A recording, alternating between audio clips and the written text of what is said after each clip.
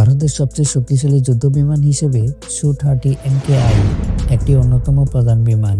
এটি ভারতের বিমানবাহিনীর গুরুত্বপূর্ণ অংশ এবং বিভিন্ন আধুনিক প্রযুক্তি সম্মিলিত। সু-30 MKI এটি রাশিয়ার সুখোই কোম্পানি দ্বারা ডিজাইন করা, তবে ভারতের হিন্দুস্তান এরোনটিক্স লিমিটেড এটি তৈরি করে ভারতীয় বিমানবাহিনীর জন্য। সু-30 MKI এর সর্বোচ্চ গতি প্রায় 2500 কিলোমিটার ঘন্টায়, অ্যাকশন রেডিয়ান্স প্রায় 2000 kilometre, service length 17,000 metre, young span 14.7 metre, লম্বা 21.3 মিটার, খালি অবস্থায় ওজন প্রায় 12,300 কেজি।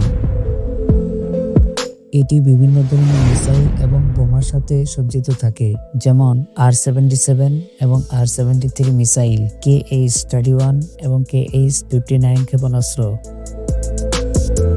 এটি একটি ডুয়াল সিট ফাইটার বিমান যা খুবই দক্ষ এবং ভারী অস্ত্র বহনের ক্ষমতা রাখে।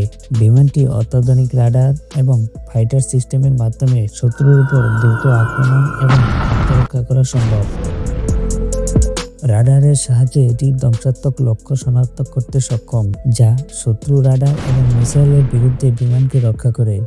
2004 সালে ভারতীয় বিমান বাহিনীর মধ্যে প্রথম ফ্লাইট শুরু হয় এবং বর্তমানে এটি ভারতের অন্যতম প্রধান যুদ্ধ বিমান হিসেবে ব্যবহৃত হচ্ছে। রাফাল এটি ফ্রান্সের তৈরি একটি অত্যাধুনিক নাভাল ফাইটার বিমান।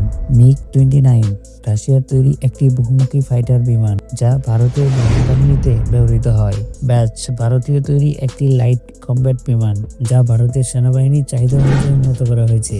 এসবে ভারতের আকাশ সেনা আধুনিকরণের গুরুত্বপূর্ণ ভূমিকা রাখছে।